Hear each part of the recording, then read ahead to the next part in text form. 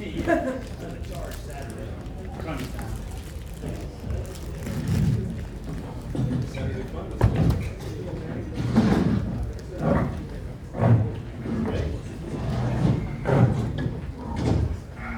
Good afternoon, everyone, and welcome to our press conference from Game 3. We have ETSU head coach Brooks Savage and Barkley and Jordan McCullum. We'll start with an opening statement from the coach.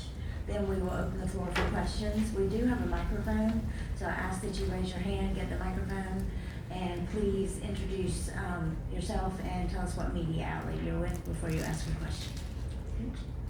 First of all, you're a lot nicer than Mike White. You saw where his allegiance lies today, Doc. Did you get that, KB?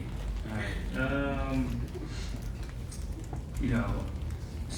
Said it for 2 months when we went to play Citadel, 10,000 fine.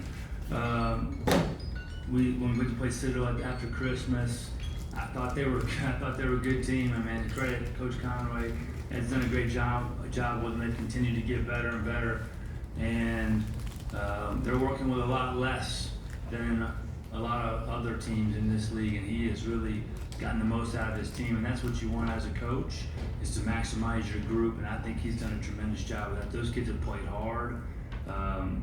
They found a game that works for them, and they share the ball. They're really tough, and so we knew this wouldn't be easy, especially they came in with a ton of confidence the way they played last night. So credit to them. I thought they were terrific. They gave us a real challenge for a long, long time. But I thought their start to half, I thought we were great, and then we just kind of kept leaning on them. And when we stopped fouling and stopped turning it over, we had two turnovers in the second half, and not until late on the jump ball and another dead ball. So I thought we were really complimentary in the second half, and I thought that allowed us to stretch our lead. I think we got 5 of 7 stops at one point, and then I think Makai made the dagger, and these two guys were great. So credit to them, heck of a job, but I was real proud of our toughness and just our resolve and being able to get to the next play, culmination of 65.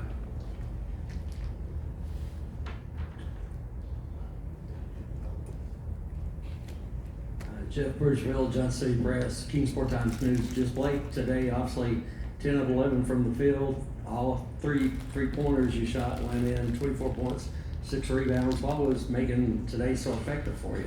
I mean, these guys put me in great positions. Credit to all our guards. They have the ball the majority of the time, and them just making reads and putting me in positions to be the best player I could be. Steve, Agreement Sports Media. Jordan, you went into the locker room there earlier in the first half. Can you kind of walk us through what happened there and tell us how you're feeling now? I just drove it, and when I went to bump him, I kind of landed on his foot when he checked me back, and it was just a little tweak. I went and got tape, and it doesn't hurt no more. Paul with Transylvania Times. Coach, with about 2:03 left in the first half, Citadel kind of made a little push. They took the lead by 3. You called timeout. You guys finished the half on a 9-2 run, then opened up the second half on a nice run. What was the message in the timeout? What was going through your mind? And love to hear from the players. This is a critical time, critical part of the season right now, so everything matters. But that 9-2 run seemed to really establish it. Yeah, I just thought I thought we started the game with a ton of urgency and bite defensively, and then as the game went on, there in the guts of the game in the first half, I didn't think we had the same urgency and intensity defensively, and I think we found it again there at the half. I think we were able to be disruptive and turn some defense into offense, and that was huge going into the half, because you could feel the momentum shifting there a little bit, and we had controlled the entire first half, and then you were looking at going into the tunnel behind. But I thought our guys really responded. They got great resolve.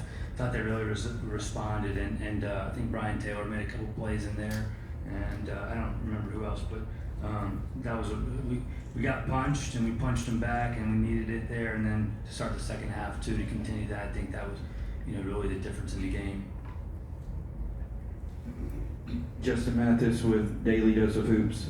Coach Savage, at one point there late in that first half, there was some kind of difficulty with the way that Citadel was mixing and matching between man and zone. What were some things that you and the coaches had to do in terms of adjustments to be more effective on the offensive end in the second half? I just thought the ball was sticking a little bit, and we just, we don't have any zone plays, so we just, it's just play offense, move the ball, flash, cut, seal, and I just thought it was sticking a little bit. And then we had the one really good possession out of the timeout where the ball moved, it got to Mackay in the corner, he made the three. I don't know if that was a nice stretch or not, but I think it was maybe. But anyway, just executing a little bit better, getting it to these guys in the middle, particularly Blake. I thought he was really effective in there, and just being a little bit more active. We demand such an effort defensively that I think maybe sometimes we dip a little offensively at times, and we just had to focus. You got to play sharp offense, also. And so it was just kind of, hey, we got to move the ball. Let's get it inside out. Just simple stuff. We don't try to overcomplicate it too much especially against zone, but just some of the fundamental things. Kenny Hawkins, News Channel 11, ABC Tri-City. Sometimes you have a team that's been off for a week. Sometimes they can come out a little rusty or a little anxious. Where were you guys at tonight? Were you just ready to go? Man, I thought we had great energy. I thought we were really locked in. Once we got our matchup, I think you could feel the ballroom focus shift, and they were really locked in. And we were live shell this morning in the hotel. We were ready to go. We were so fired up to play. We had a manager, him running in the locker room, about decapitated himself on the door frame, and played through it, and it's just ETSU tough. But I thought we were excited to play. I thought we had a great week. We went live multiple times in the week, and I thought we started the game with a lot of pop. Coach, you watched a team last night that makes 15 threes. I thought you guys did a terrific job on the perimeter. Just talk about that. Yeah, we're all a different animal defensively than last night, and I thought that they really felt us defensively, and but we were definitely front of mind that we were gonna have to be really sharp defensively, and so I thought we had a lot of bite for most of the game, but just not letting them be as comfortable as they were 24 hours ago. We'll have one more question. Brooks, this is the first time you've had a chance to play in, being one of the 1-2 seeds. How does the preparation change? Because obviously you've got to bring energy because whoever you're playing against has played a game the night before. Yeah, been on the other side of it. This game reminded me a lot of the 2020 game when we played VMI. I think we won 70 to 57 or something like that, and it was just kind of one of those games where you just kind of have to grind it out. They're in a 20-point shot. They're playing. They won, so they're playing better, and you're gonna have to play, and you're gonna have to just play every possession. You have to get to the next play. You have to grind it out, possession by possession. I think that suits our team. But it's not an advantage on day 4, but on day 2 it is. We were the beneficiary of it on, my first year, and so when you see it go in as much as they did last night, then I think that gets your attention. Like, hey, we gotta come to play here now, fellas. Or we're gonna be in trouble. And so, it's you never know really how your team's gonna come out. But I was real pleased with how we showed up today. Okay, thank you.